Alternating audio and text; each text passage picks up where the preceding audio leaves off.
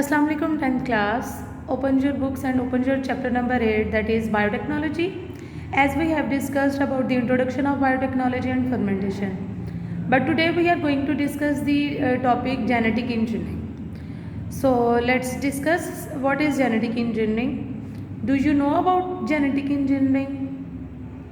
Okay. Genetic engineering is the artificial synthesis, modification, removal, addition and repair of the genetic material. In simple words, अगर मैं simple words में define करूँ तो genetic engineering एक ऐसा process है जिसमें हम किसी भी organism के genetic material को artificially modified करते हैं, यानी किसी भी organism में new genes introduce करवाना, खराब जीन्स को रिमूव करवाना और एग्जिस्टिंग जीन्स में कोई मॉडिफिकेशन करवाना, कोई रिपेयरिंग करना, that is called genetic engineering. Now the question is क्यों जेनेटिक इंजीनियरिंग क्यों की जाती है? Genetic engineering is basically done to alter the characteristics of an organism, यानी किसी भी ऑर्गेनिज्म की करेक्टरिस्टिक्स को चेंज करने के लिए जेनेटिक इंजीनियरिंग की जाती है, यानी उसका जेनेटिक मटेरियल चेंज कर दिया जाता है, उसका डीएनए, उसकी जीन्स चेंज कर दी जाती हैं, उसका उस ऑर्गेनिज्म की करेक्टरिस्टिक्स को चेंज करने के लिए, यानी मॉडिफाइड करेक्टरिस्टिक्स बनाने के लिए। Okay, now there is a brief history about the genetic engineering. Genetic engineering की ब्रीफ हिस्ट्री है कि जेनेटिक इंजीनियरिंग पर वर्क कब स्टार्ट हुआ था।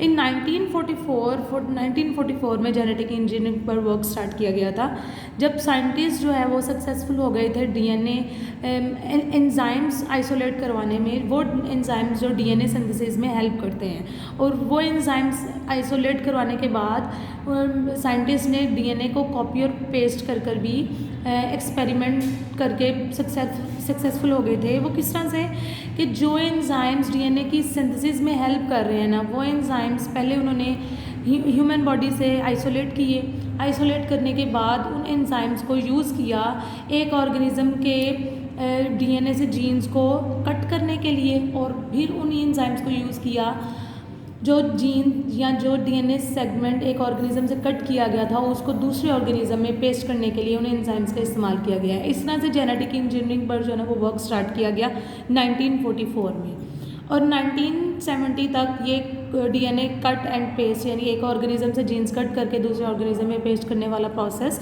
कंप्लीट किया जा चुका था।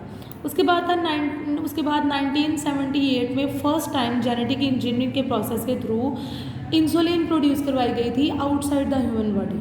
अब जैसे आप सबको पता है कि insulin is a major human hormone है जो आपकी शुगर लेवल को, आपके ब्लड में शुगर लेवल को कंट्रोल करता है। लेकिन अगर आपकी जीन्स जो इंसुलिन प्रोड्यूस करवा रही है वो जीन म्यूटेट हो जाती है, जीन में म्यूटेशन हो जाती है और इंसुलिन प्रोड्यूस नहीं होती, तो फिर जो पर्सन है उसके ब्लड में शुगर लेवल राइज कर जाता है। इस कंडीशन को कहते हैं डायबिटीज़ कंडीशन।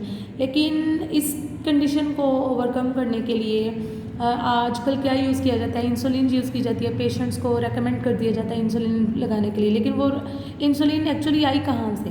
तो 1978 में इंसुलिन जो है वो प्रोड्यूस करवाई गई थी जेनेटिक इंजीनियरिंग के प्रोसेस के थ्रू। किस तरह से?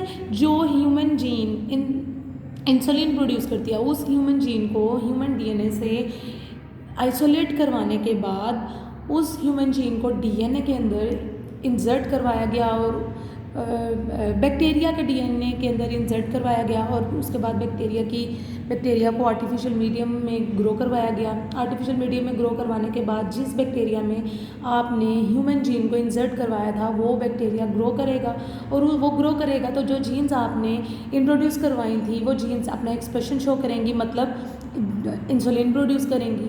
तो आप बैक्टीरिया की ग्रोथ मीडियम से क्या निकालेंगे, एक्सट्रैक्ट कर लेंगे, इंसुलिन एक्सट्रैक्ट कर लेंगे, और उस इंसुलिन को यूज़ करेंगे फिर आर्टिफिशियल ट्रीटमेंट के लिए। जो डायबिटिक पेशेंट्स होते हैं उनकी ट्रीटमेंट के लिए यूज़ किया जाता है। Here is a short brief diagram that is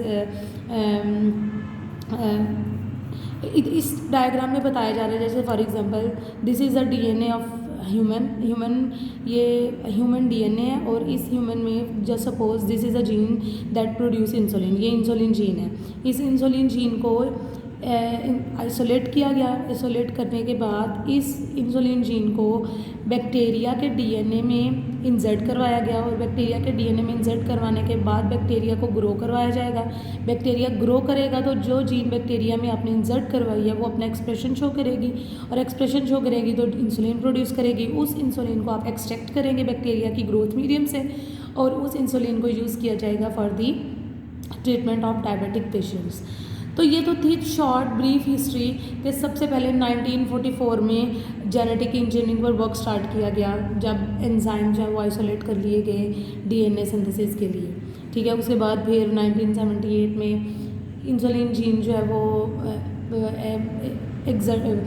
isolate करके बैक्टीरिया में इंसर्ट करवाई गई और इंसुलिन प्रोड्यूस करवाई गई। इसके अलावा बहुत सारे आज तक बहुत सारे ग्रोथ हार्मोन्स भी जो हैं वो प्रोड्यूस करवाए जा रहे हैं by the method of the genetic engineering. Okay, now let's discuss the scope and application of biotechnology.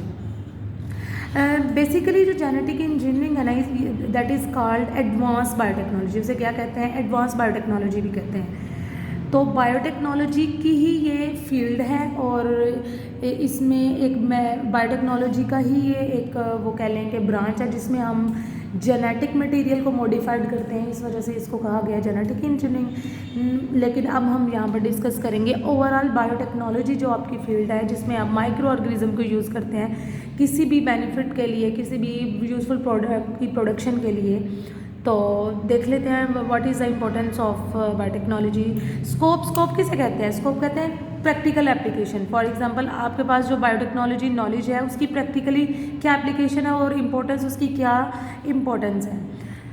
तो first of all let's discuss the biotechnology importance in the field of medicine. Medicine की field में biotechnology किस तरह से help कर रही है? जैसे मैंने अभी आपको बताया कि बायोटेक्नोलॉजी की एक ब्रांच है जेनेटिक इंजीनियरिंग, यानी एक फील्ड है जेनेटिक इंजीनियरिंग और जेनेटिक इंजीनियरिंग के प्रोसेस से बहुत सारी मेडिसिन जो है ना वो बनाई जा रही हैं। जेनेटिक इंजीनियरिंग किस तरह से कि जो जीन्स ह्यूमंस में म्यूटेट हो रही हैं या जो वर्क नहीं कर रही उन जीन्स को माइक्रो ऑर्गेनिज्म में इंसर्ट करवाने के बाद आप डिफरेंट प्रोडक्ट्स जो है ना वो डिफरेंट मेडिसिन जो है ना वो आर्टिफिशियली प्रिपेयर कर सकते हैं। जैसे इंसुलिन प्रिपेयर की बैक्टीरिया में जीन इंट्रोड्यूस करवाने के बाद इस तरह बहुत सारी interferon proteins, antibiotics, vaccines, growth hormones, बहुत सारी मेडिसिन जो है ना जेनेटिक इंजीनियरिंग के प्रोसेस के थ्रू जो है ना वो प्रोड्यूस करवाई जा रही है। इसके अलावा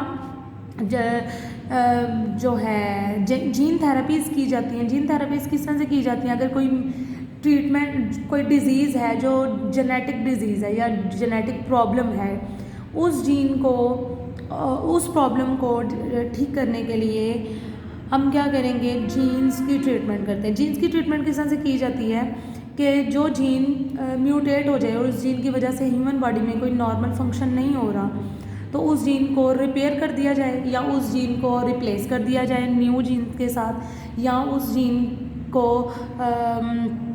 रिमूव कर दिया जाए। ये सारे ही जो प्रोसेस है ना इस प्रोसेस के थ्रू से इस प्रोसेस से क्या होगा कि जो ट्रीटमेंट है जो जीन म्यूटेट होने की वजह से प्रॉब्लम हो रही है वो ठीक हो जाएगा। यानी इस प्रोसेस को कहते हैं जीन थेरेपी। जीन थेरेपी में हम क्या करते हैं कि कोई भी प्रॉब्लम हो रही हो ह्यूमन बॉडी में जो जीन्स की म्यूटेट होने की वजह से हो रही है, जीन म्यूटेट हो गई है और जीन म्यूटेट होने की वजह से कोई बीमारी है उस बीमारी को ठीक करने के लिए हम उस जीन को ठीक कर देंगे। और ठीक इस तरह से करेंगे या जीन की रिपेयरिंग की जाएगी या जीन को रिमूव कर दिया जाएगा या जीन को क्या कर दिया जाएगा न्यू जीन इंट्रोड्यूस करवा दी जाएगी। और ये जो प्रोसेस होता है जिसमें जीन को रिप्लेस कर दिया जाए, रिपेयर कर दिया जाए या न्यू जीन्स जो है ना वो इंट्रोड्यूस करवा दी जाए, that is called gene therapy. तो बायोटेक्नोलॉजी के प्रोसेस से या जेनेटिक इंजीनियरिंग के प्रोसेस से हम लोग बहुत सारी डिजीज़ और डिसऑर्डर्स जो जेनेटिक डिसऑर्डर्स हैं उनको ट्रीट भी कर